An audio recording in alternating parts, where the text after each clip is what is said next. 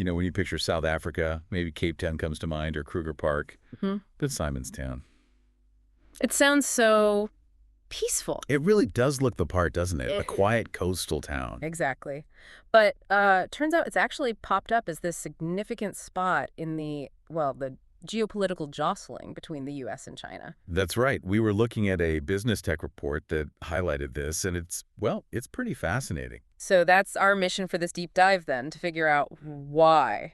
Why this specific little town? Precisely. What's the secret ingredient that puts Simon's Town on that particular map? Okay, geography first. Where exactly is it?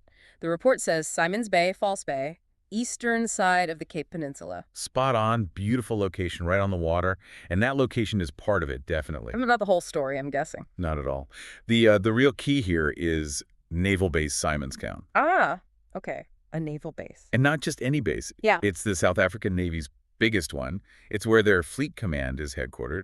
All right, so we're talking about a major military installation smack bang in this picturesque town. Exactly. That's the crucial piece. It looks sleepy, but it houses significant naval power.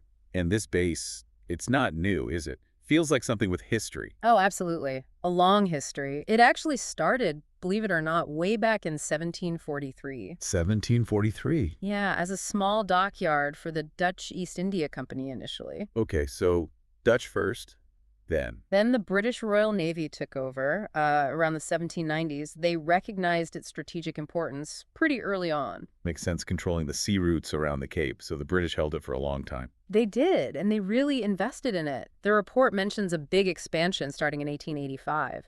They saw it as a vital link, for their global naval presence. Right, a key node in their network. Definitely. Then, fast forward a bit, 1957, it gets handed over to South Africa. Under the Simon's Town Agreement, yeah, I saw that. Correct, and South Africa kept developing it too. There was another expansion in 1975. So its importance just kept growing for them. It really did.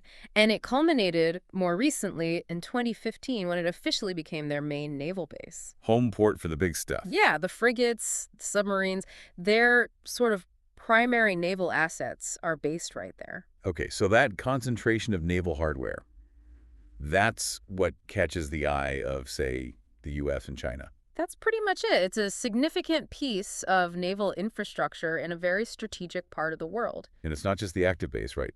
Doesn't the town also have a naval museum? It does, yeah. The South African Naval Museum is there too, which really underscores that deep maritime connection. It's woven into the town's fabric. Which is interesting because, as the report also points out, it's got this whole other side to it. Absolutely. It's not just a military town. It's also a really popular tourist spot. Right. I saw mentions of Cape Dutch architecture, Victorian buildings, little shops, cafes. Yeah. It sounds quite charming. It is very picturesque. And then there are the penguins. Can't forget the African penguins at Boulder's Beach. Famous spot. World famous. And lots of other wildlife too. The report mentions the Marine Big Five.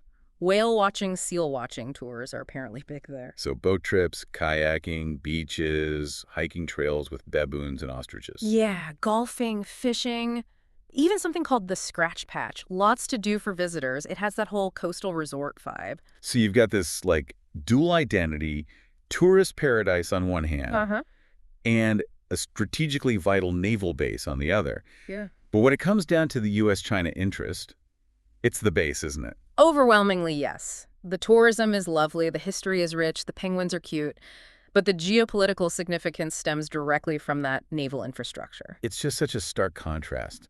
This peaceful-looking place playing a role in global power dynamics. It really highlights how strategic assets can turn almost any location, no matter how unassuming it looks, into a point of international interest. So wrapping this up then, it's a bit mind-bending. A small town, big implications. It is, and I think the question it leaves us with, for you, the listener, is quite pointed. Oh. What does it tell us about international relations today when these seemingly small, localized points suddenly become so important on the global stage? It makes you think about the hidden layers, right? The unseen factors shaping who holds power and where these strategic chess pieces really lie.